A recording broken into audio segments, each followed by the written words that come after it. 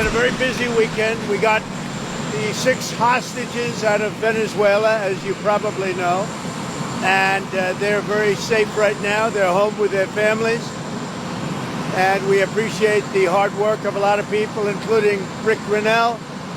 We appreciate the cooperation from Venezuela, and we have some very happy people right now. Nobody thought that was going to happen. So they are home, they're safe, and they're with their families. That was a big one.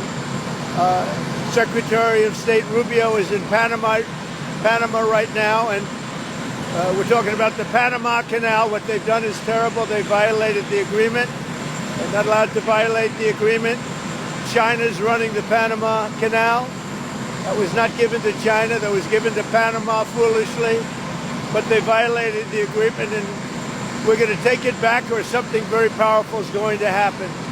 And as far as other things are concerned, as you know, we had a very busy weekend. We're dealing with Israel.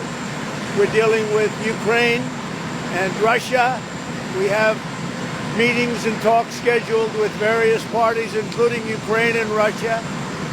And I think those discussions are actually going pretty well. The discussions on the Middle East with Israel and various and sundry other countries are progressing. Bibi Netanyahu's coming on Tuesday, and I think we have some very big meetings scheduled. President, do you feel that Elon Musk is delivering on his promises to you? Do you feel he's doing a good job right now with I do. I think Elon's doing a good job. He's a big cost cutter.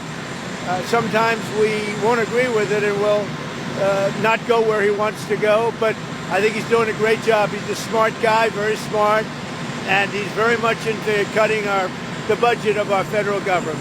Mr. President. He's also retaliatory tariffs from Canada. Say it? He's also retaliatory tariffs from Canada. And with a rider in the order, are you planning to increase the tariffs against Canada?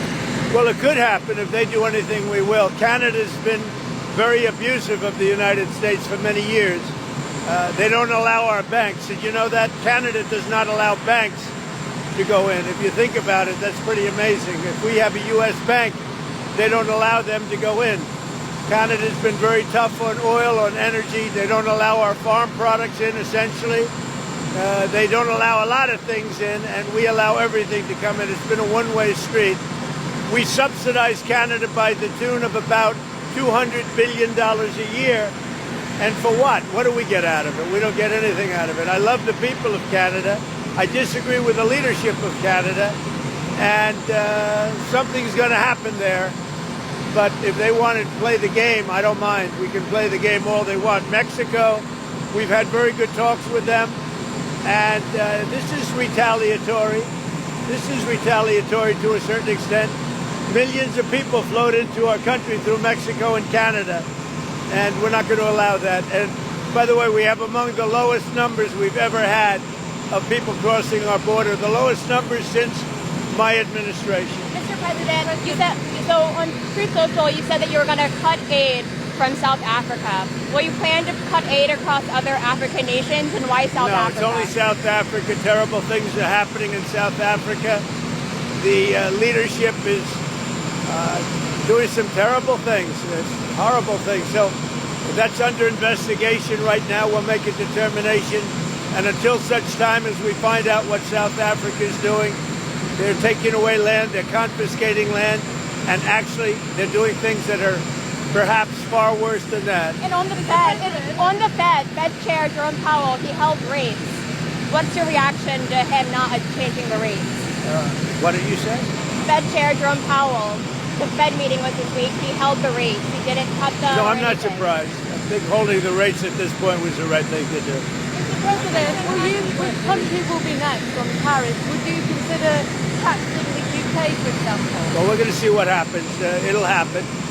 But we're going to, we'll see how things work out. It might happen with them, but it will definitely happen with the European Union. I can tell you that, because they've really taken advantage of us. And you know, we have over a $300 billion deficit.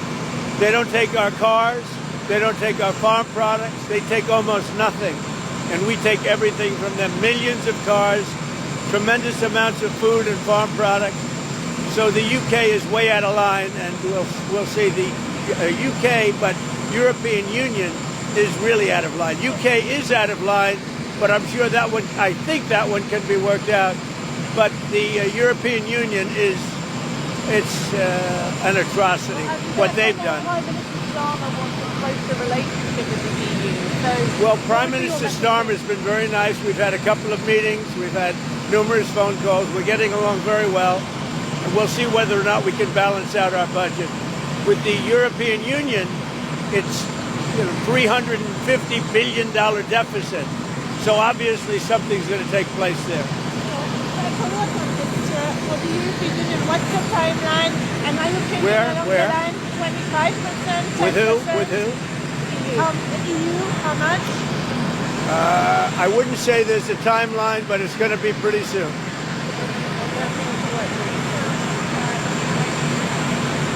No, I'm not concerned. We may have short-term some little pain, and people understand that.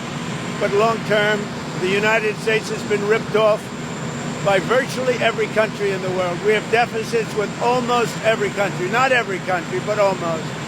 And we're going to change it. It's been unfair. That's why we owe $36 trillion.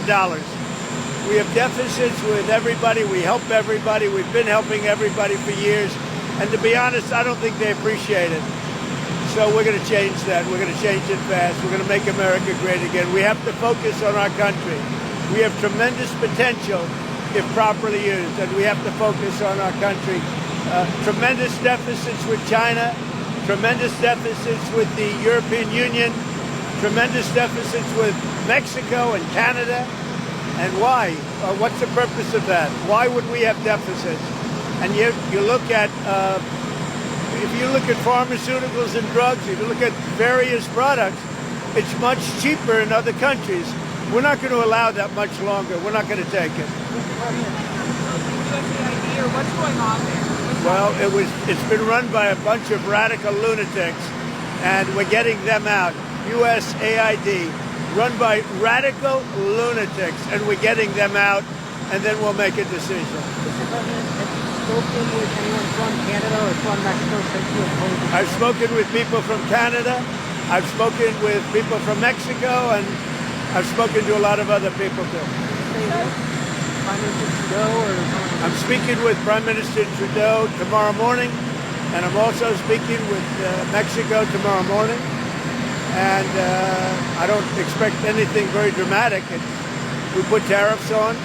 They owe us a lot of money, and I'm sure they're going to pay. Would you send troops to take the Canal of Panama? About what? Panama, the Canal of Panama. Would you send U.S. troops? I don't think troops will be necessary in Panama. What Panama has done is terrible for national security for this part of the world.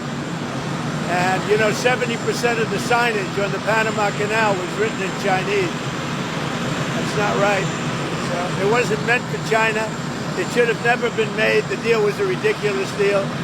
We lost 38,000 people building the Panama Canal, one of the great wonders of the world. 38, think of it, 38. It was the most expensive project ever built by this country, if you take it forward. The most expensive project ever built. We lost 38,000. And what happens? China owns it all of a sudden? It's not going to happen. We're not going to let that happen. We have national security concerns, and they wouldn't let it happen either. Mr. President, what does Canada and Mexico need to do for you to lift the tariffs? What are specifically you want? They'd have to balance out their trade, number one. They've got to stop people from pouring into our country, and we've stopped it. They haven't stopped it. We've stopped it. They have to stop people from pouring in, and we have to stop fentanyl, and that includes China. Fentanyl has killed, this year, at least 200,000 people. It's pouring in from China through Mexico and Canada, and they've got to stop it. And if they don't stop it, the tariffs are going to get worse, a lot worse. Mr. President,